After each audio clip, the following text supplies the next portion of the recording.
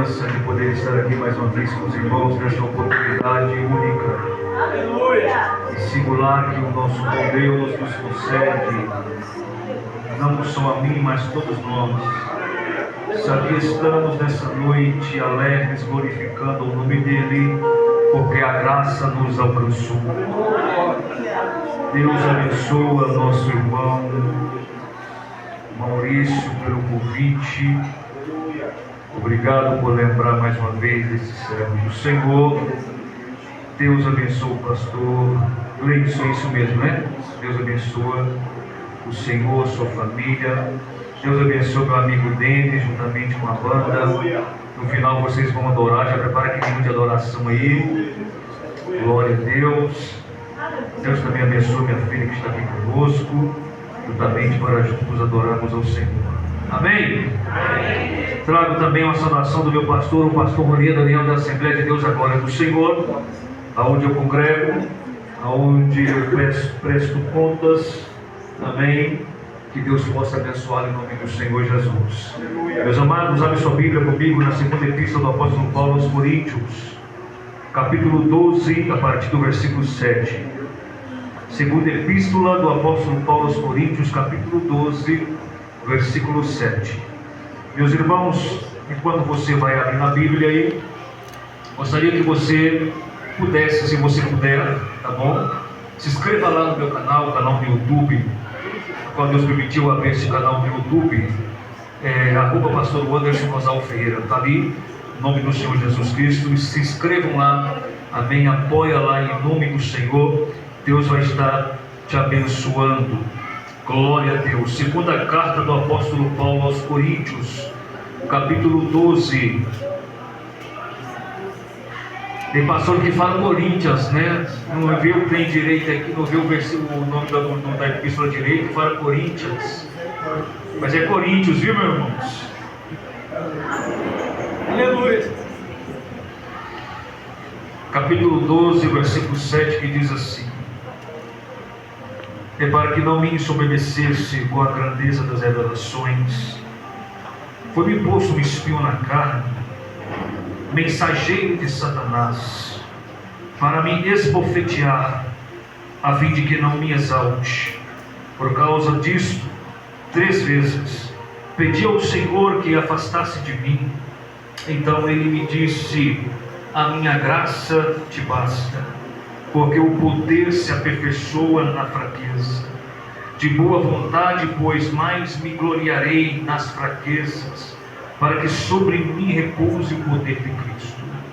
Pelo que sinto prazer nas fraquezas, nas injúrias, nas necessidades, nas perseguições, nas angústias, por amor de Cristo.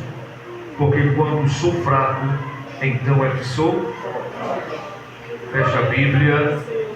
Aleluia. Diga bem forte assim, bem alegre: minha graça te basta. Amém? Vamos orar.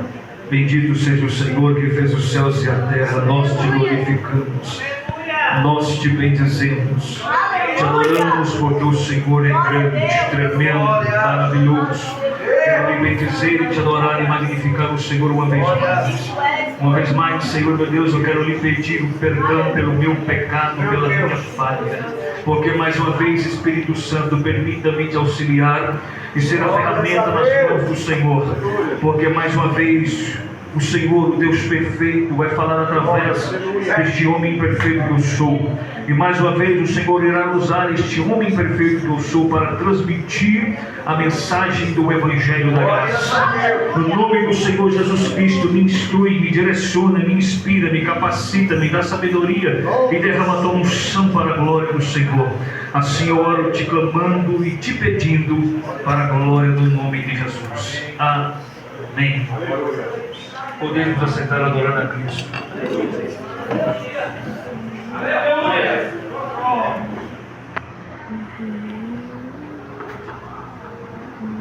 Meus amados,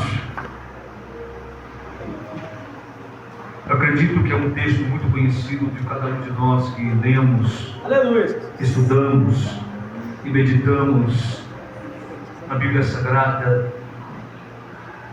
o escritor, não autor, mas escritor, que escreveu essa carta, embora Paulo escreve, mas quem inspira Paulo a escrever, com certeza, é o Espírito Santo. Não propriamente Paulo escrevendo, havia um amanuense que estava escrevendo essa carta para ele, mas ele ditava as palavras. E acredito ele sendo inspirado pelo Espírito Santo, ditando as palavras e escrevendo a uma igreja, embora seja muito bem distribuídos os dons espirituais sobre esta igreja, mas é uma igreja que havia uma distorção no caráter e na moral dos irmãos. Havia uma igreja que estava dividida em 4 facções. Existia a facção partidarismo, por assim dizer, que pertencia a Paulo, outra facção, outro partidarismo que pertencia a Pedro, outros a Apolo e o outro propriamente dito a Cristo Jesus. Mas nenhuma dessas 4 facções estão certas. Com certeza, quem era de Paulo não aceitava a liderança de Pedro, e quem era de Pedro ou de Paulo não aceitava a liderança de Apolo, e quem era de Pedro ou de Paulo com certeza não aceitaria também a liderança de Cristo. Então esse tipo de facção, esse tipo de divisão, esse tipo de panelinha já era tratada desde a época do apóstolo Paulo dentro da casa do Senhor. Mas o interessante que eu acho que eu encontro aqui, embora uma carta direcionada à igreja de Corinto, aonde o deus Apolo e Afrodite era adorada, nós percebemos que uma cidade tomada pela prostituição, uma cidade que gerava o capital daquela cidade propriamente dita, apesar de ser uma cidade onde tinha os seus portos marítimos, mas também era uma cidade tomada por idolatria, onde a promiscuidade e orgias eram praticadas em oração a entidades pagãs. Paulo chega em uma cidade dessa, implanta uma igreja onde os dons do Espírito Santo vão ser bem trabalhados nesta igreja, mas é uma igreja que vivia muito em pecado, vamos assim dizer. Por que, pregador? Se você perceber, Paulo trata de muitos assuntos. Um dos pecados horríveis que foram praticados naquela igreja é de um filho dormir com a madrasta, contaminar e macular o leito do seu próprio pai. Paulo vai dizer que nem nos gentios houve tamanho traje de o próprio filho se deitar com uma madrasta, a ponto de Paulo ser mais severo e indagar aos irmãos dizendo, e pior, que tem gente que estava concordando com esta prática, ocultando, passando a mão, sendo conivente com tal prática, ao ponto de Paulo dizer, olha, tem pessoas aí que estão sendo coniventes com tal prática. Mas eu digo vocês, e já vou sentenciar, mesmo eu não estando com vocês pessoalmente, mas eu estou em espírito, e já vou deixar a sentença, que esse seja entregue a Satanás, para que a sua alma seja salva no dia do Senhor. Peraí, pastor, nós estamos vivendo na época da graça, estamos vivendo, mas Jesus vai deixar bem claro, Mateus capítulo de número 18, mas Jesus vai deixar bem claro, e aonde houver 2 ou 3 reunidos em meu nome, ele é o este.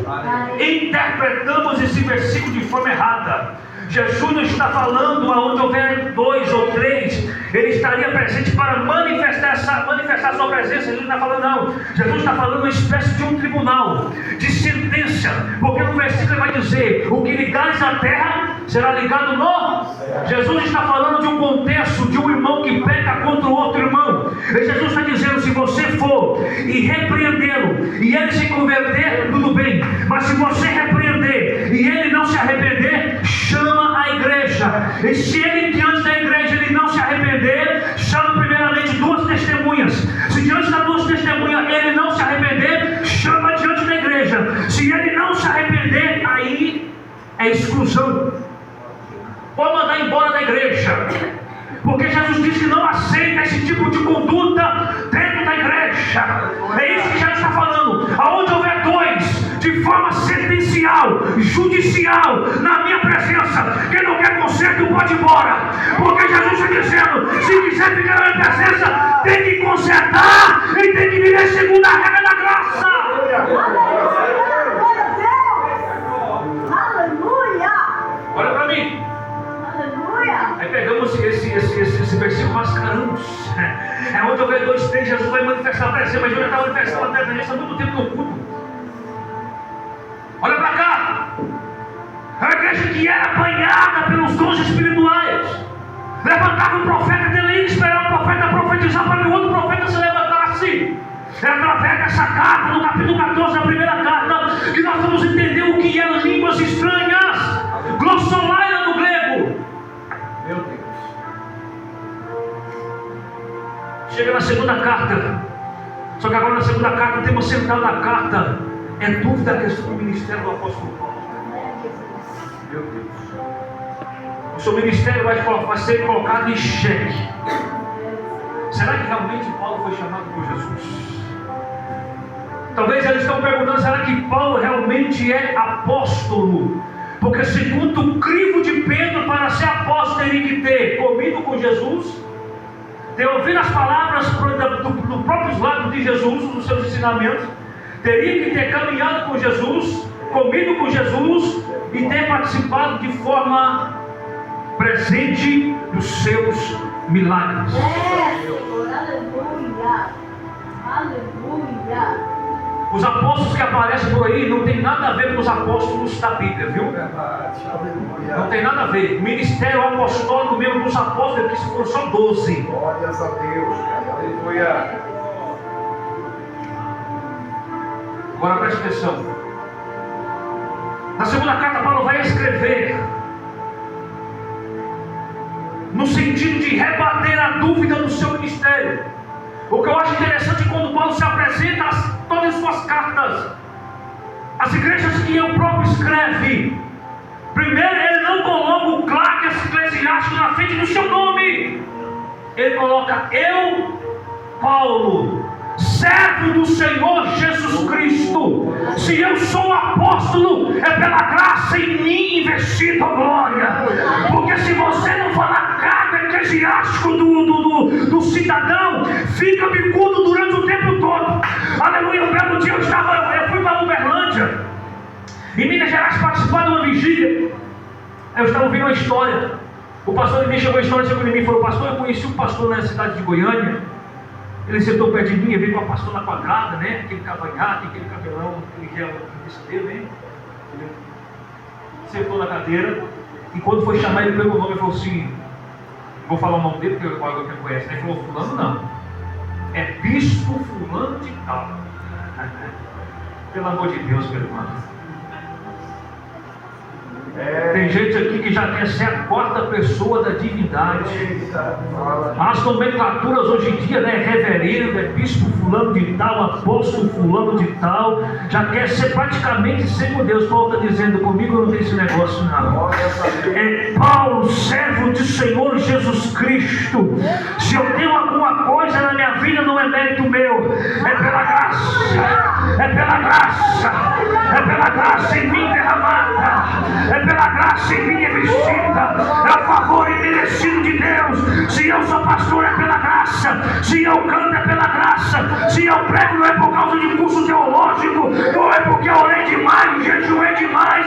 Se eu prego, é porque um dia ele olhou para mim, me tirou das drogas, me tirou da malandragem. A graça veio sobre mim e te disse: te separo para pregador, te separo para pregar a minha palavra. Vou te encher do meu espírito, porque a minha graça te basta. É a graça de Deus.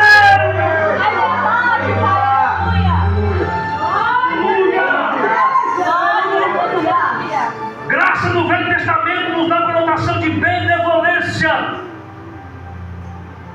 Mas graça no Novo Testamento, que é do grego charis ou haris, todas as duas formas estão certas, significa favor imerecido, graciosidade, Jesus, a poder do teu nome. demonstração de afetividade. A poder do teu nome. E nós sabemos que essa graça se manifesta na pessoa de Cristo. Olha para cá. Paulo vai debater Ele vai dizer, olha, eu sei que está tendo dúvida aí se eu sou chamado de Deus ou não. Porque uma coisa, meus irmãos, eu vou dizer uma coisa para você. Uma coisa é você acreditar no seu ministério. Outra coisa é as outras pessoas duvidarem do seu ministério. A dúvida pode se haver no coração das outras pessoas, mas no seu coração jamais. Se você tiver dúvida do teu chamado, já perdeu credibilidade com Deus. Pode até duvidar de que Deus me levantou, mas eu não duvido do que Deus me tirou, de como Deus me chamou. Eu sei que tem que um crivo, eu sei que Ele me vocacionou, e quando Ele escolhe, Ele não erra na sua escolha. Embora pode estar dando prejuízo no presente, mas Deus já conhece o teu futuro. Oh, glória! Deus é o único ser que Ele esteve no seu passado, Ele está no seu presente e Ele está te esperando no seu futuro. Oh, glória! Nos três tempos, nos três estados, passado, presente e futuro, Deus está na sua história. Deus está contigo, então não duvide da tua chamada. Continua remando, não desça desse barco, não desça da cruz, continua, porque quem te chamou foi Deus. A graça te alcançou, a graça te envolveu. Mas estão duvidando. Será que foi chamado mesmo? Aí Paulo vai gastar todo o capítulo 11 falando do seu ministério. Paulo continua a sua defesa. Interessante que do 16 até o 33, Paulo vai falar dos seus sofrimentos. Paulo vai dizer, se eles quem os outros apóstolos são israelitas, eu também sou.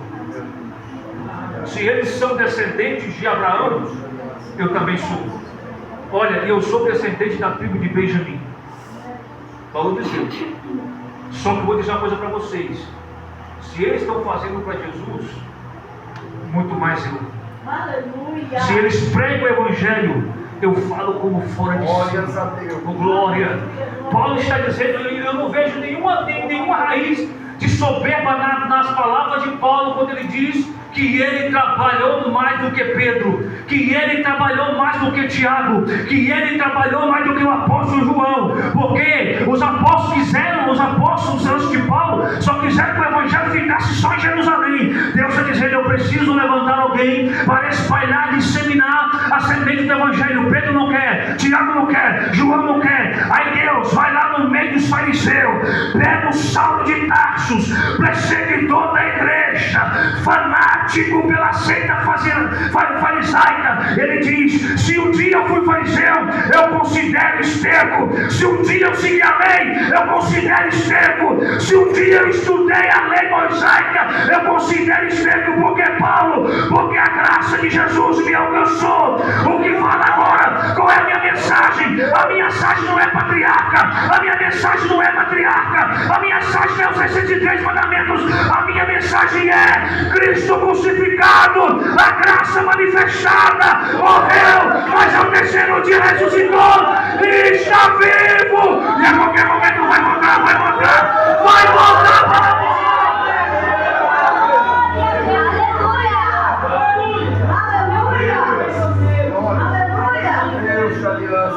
Presta atenção, deixa eu montar para você o contexto. Aí Paulo vai dizer, 5 vezes recebi dos judeus uma quarentena. Olha para mim, Paulo apoiou 5 vezes.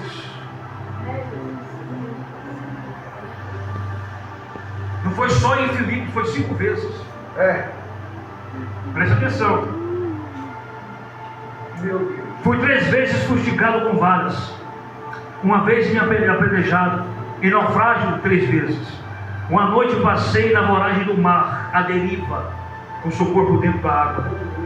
E uma jornada muitas vezes em perigos, rios, em perigo de salteadores, em perigo entre patrícios, entre seu próprio povo, em perigo entre gentios, em perigos na cidade, em perigos no deserto, em perigos no mar, em perigos entre falsos irmãos, em batalhas, fadigas e vigílias muitas vezes, em fome e sede, em jejuns muitas vezes, em frio e nudez. Olha para cá. Quem tem chamado carrega no corpo as marcas de Cristo.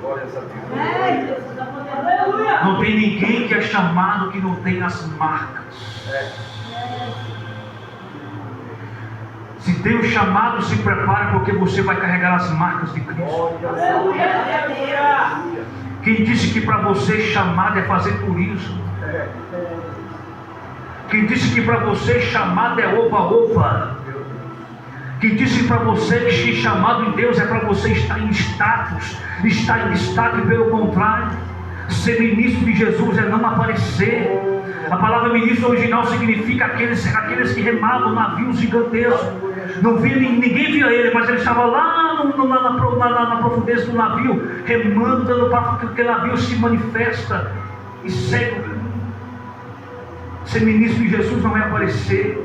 Paulo está dizendo: vocês estão duvidando do meu apostolado, vocês estão duvidando da minha chamada, mas ora por tudo isso que eu passei: naufrágios, açoites, perseguição, o rei Aretas queria me matar em Damasco, até que eu fui lançado por do outro lado do muro, descido por um cesto. Por quê? Porque quem tem chamado é perseguido, quem tem chamado é caluniado. Mas se você é frouxo, se você é crente ursinhos carinhoso, entrega a sua credencial do teu chamado. É melhor parar, porque você vai lá, aleluia, covarde. Mas se tem coragem, se prepara para ser perseguido, para apanhar, para ser cuspido, porque quem tem chamado de Deus tem que estar preparado para, aleluia, a perseguição. Eu vou chamar, eu estou pregando para uma igreja que tem alguém que tem chamado, que tem coragem, que tem coragem, que tem coragem. Então levanta sua mão e dá um brado de glória por um minuto para Jesus de Nazaré. Eu estou sentindo o grandão do céu aqui já. Eu já estou sentindo que o grandão do céu está derramando a graça.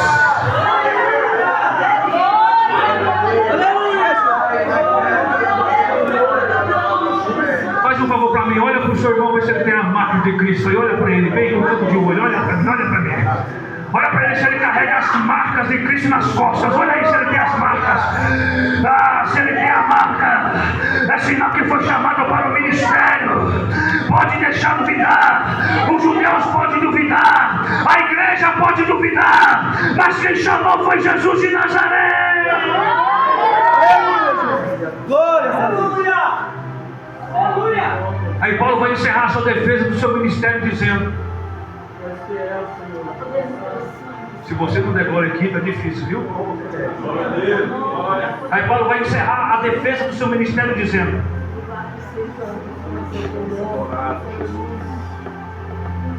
ele vai dizer assim: eu conheço um homem. Aleluia, Jesus Cristo. Glórias a Deus. Ele vai falar dele na segunda pessoa. Eu conheço um homem que há 14 anos, se ele estava no corpo ou fora do corpo, eu não sei. Mas se esse homem há 14 anos atrás, ele foi levado ao paraíso ou ao terceiro céu. Aleluia. Glória. E esse homem levado a esse paraíso, a esse terceiro céu, viu coisas inefáveis, Aleluia. as quais não era lícito ao homem proferir.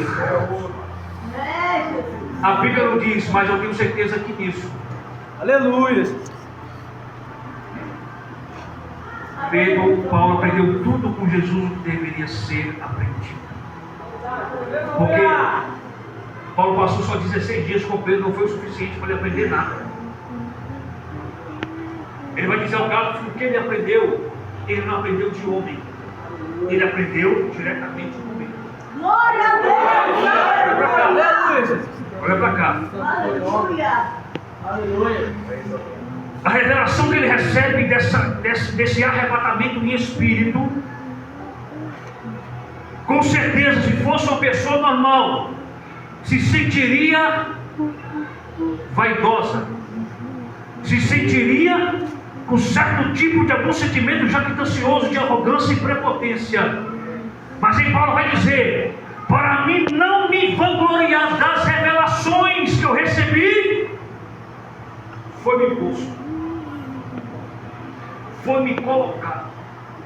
Quem colocou o espinho não foi o diabo, quem colocou o espinho não foi anjo, quem colocou o espinho não foi a igreja. Ele está dizendo que quem colocou o espinho na sua carne foi o próprio Deus. Aleluia.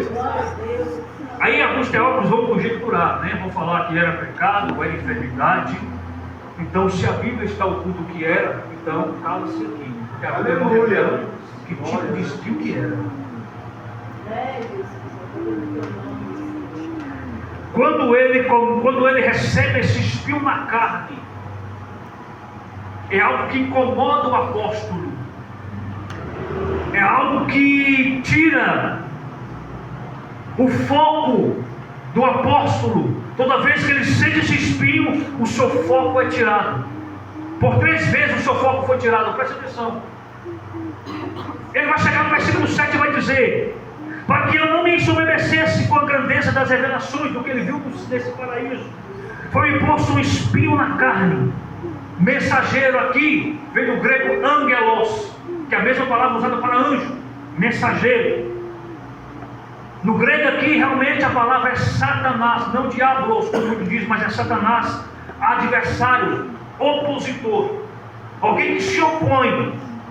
Foi-me colocado um espinho na carne, e quando esse espinho inflama, quando esse espinho ataca, o mensageiro de Satanás se opõe. E ele vai dizer bem claro, é como se ele me esbofeteasse a face e me jogasse no chão. Olha para cá. Espinho aqui, dá-nos no original, dá-nos a conotação de algo, um pedaço de madeira pontiagudo. Uma madeira, uma estaca afiada que é colocada na sua carne. Uma faca. Os irmãos sabem o que é faca, né? Quando entra no dedo, rapaz, aquilo é pequena coisa, mas incomoda, inflama. E quando não tirar, o seu dedo não para de latejar. Preste atenção. Só que aí, a visão que Paulo teve, e foi colocado um espinho na carne. Só que esse espinho que Paulo está tendo na carne agora, está tirando o seu foco, está tirando a sua visão. Por quê? Porque por 3 vezes ele vai orar a Deus, pedindo ao Senhor: tira de mim esse espinho, tira de mim esse espinho. Mas por que Deus não pode tirar o espinho? Deus poderia muito bem tirar o espinho, mas então por que Deus deixa o espinho?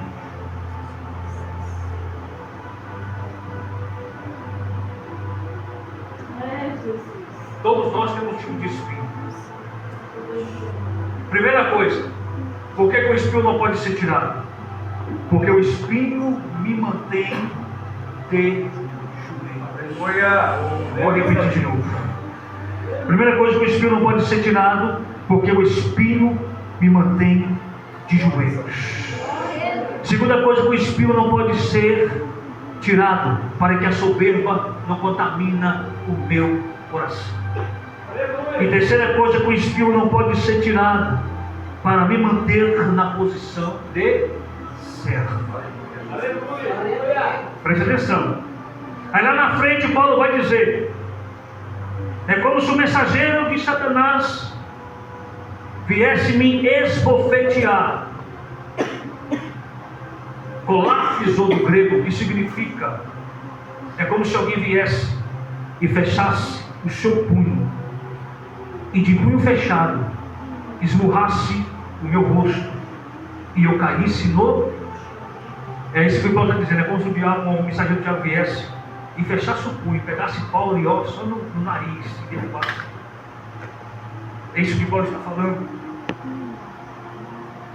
É como se alguém viesse me maltratar, tratar-me com violência ou com ofensa. Aí qual foi a resposta divina? Então, versículo 9: então me disse: a minha graça te basta, porque o meu poder se aperfeiçoa na fraqueza. Agora olha para cá.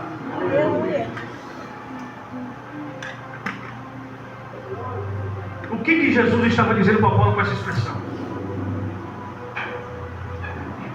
Paulo foi um dos apóstolos que mais interpretou de forma maestrica a graça de Jesus.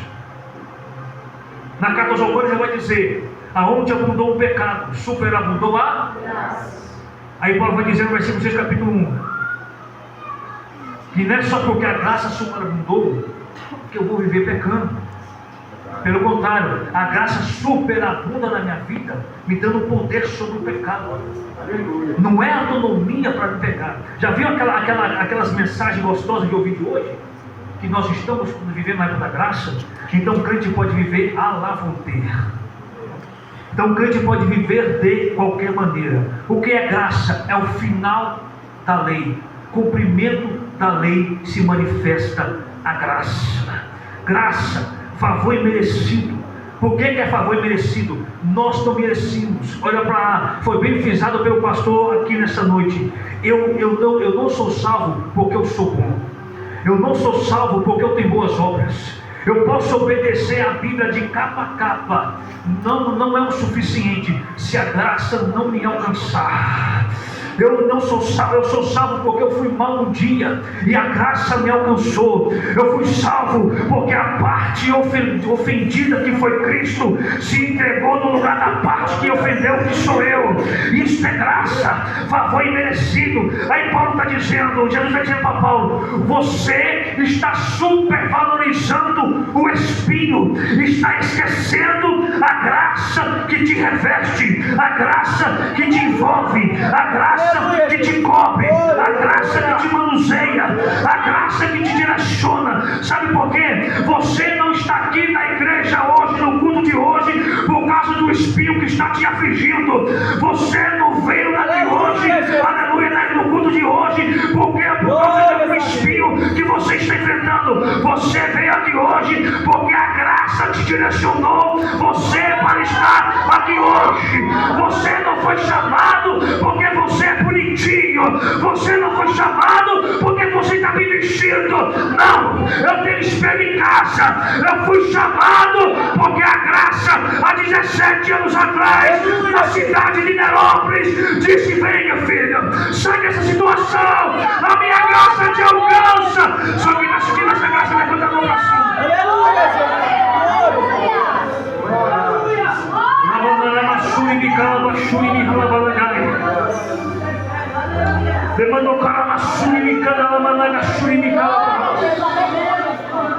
Paulo vai dizer que recebemos os dons é pela graça. Paulo vai dizer que nós recebemos o Espírito Santo é pela graça. Nós pregamos pela graça. Levantamos madrugada para orar é pela graça. Jesuamos é pela graça. Acordamos de manhã para trabalharmos é pela graça. Tudo é a graça que nos envolve. Tudo é a graça que nos encobre. Sem a graça não tem crente, não tem igreja, não tem graça. Sem a graça não tem negócio. Pode adorar ao Senhor Jesus nessa noite por 2 minutos, com a mão levantada. Vai adorar a Jesus de Nazaré, vai.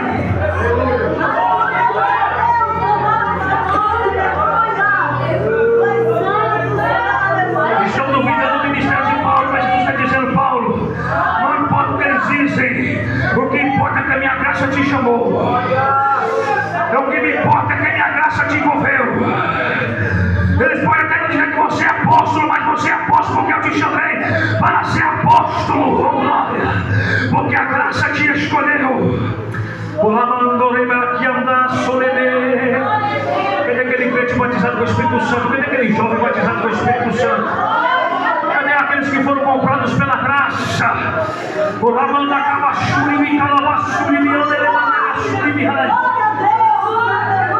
Minha graça te basta.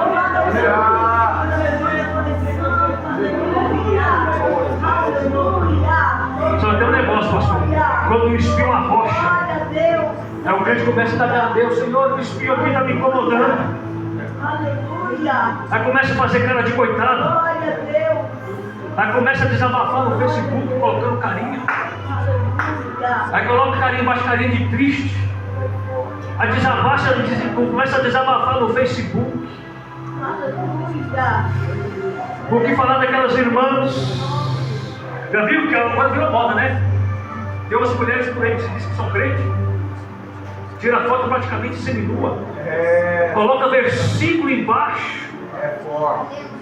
Está enganado com a graça. Com glória.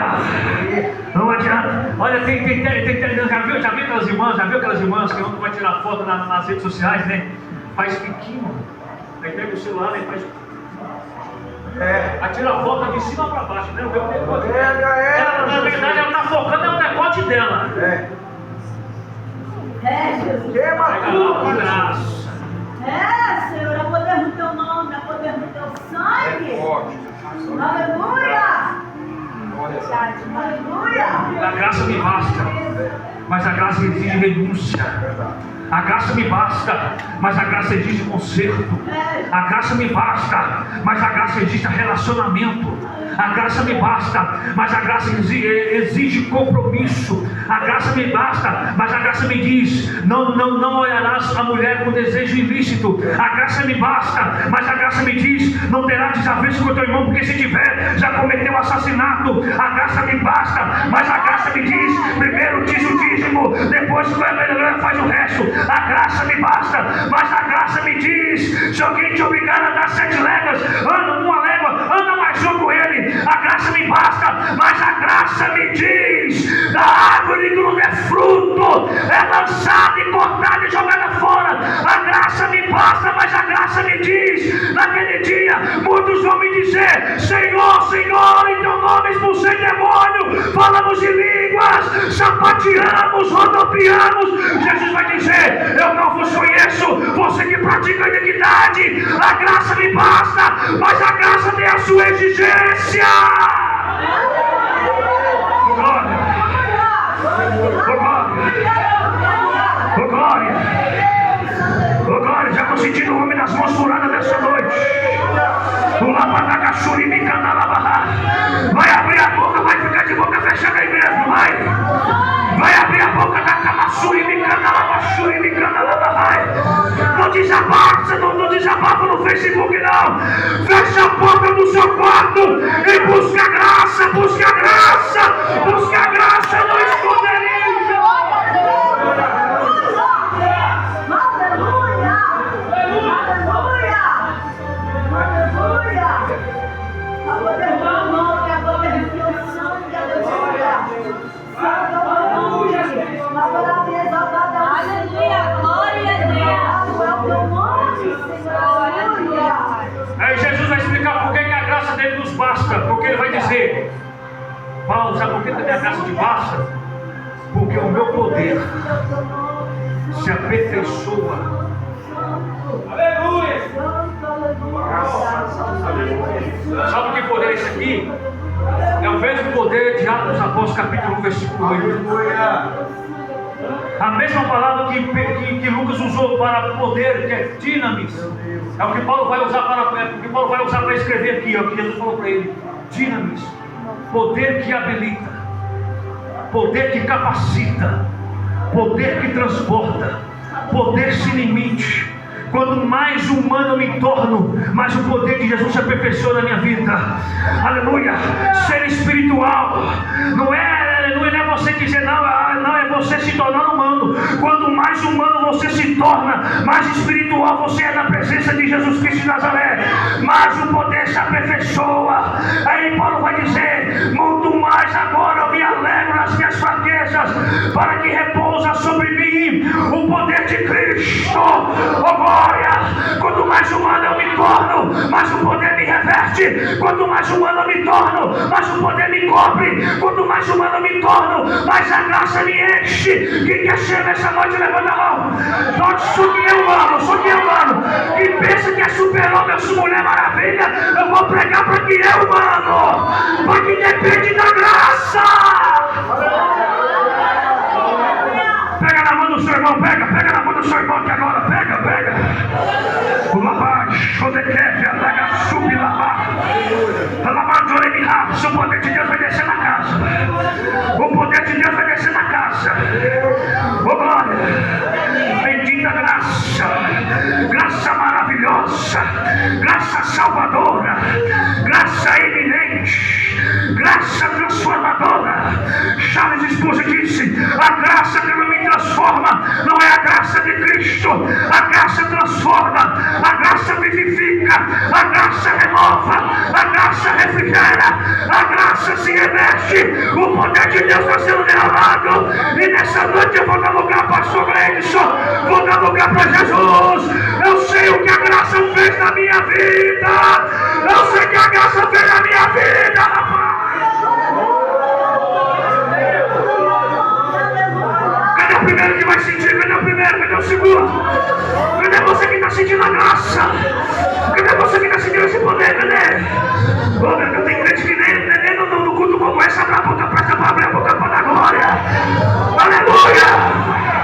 O cara não vai ficar de boca fechada, mas quem está sentindo a graça vai dar glória!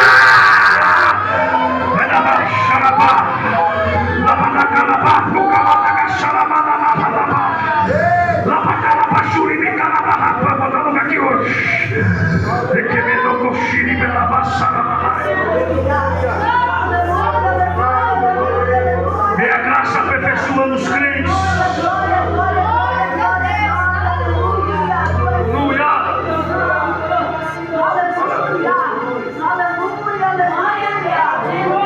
Aí Paulo vai dizer: eu vou ficar entristecido por causa do deserto?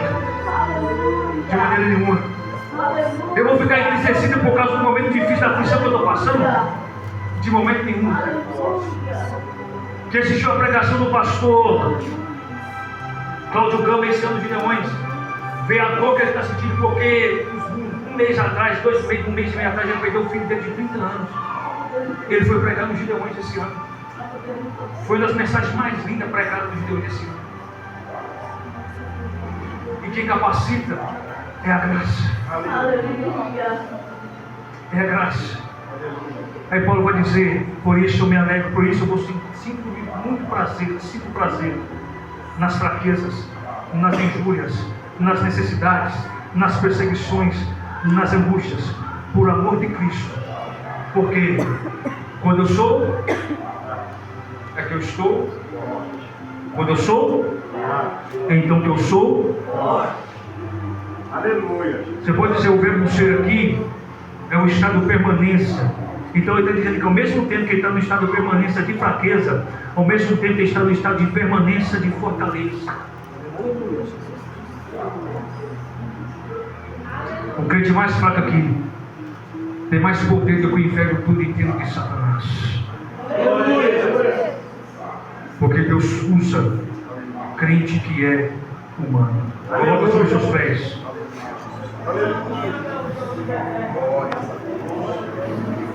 Pode adorar, a banda pode adorar, com hino de adoração aqui. Você vai dar lugar para Jesus agora, viu? Se você entendeu o que Jesus quis dizer aqui, você vai dar lugar.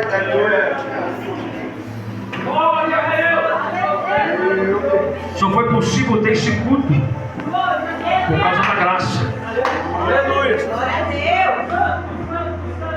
Você está aqui hoje é pela graça.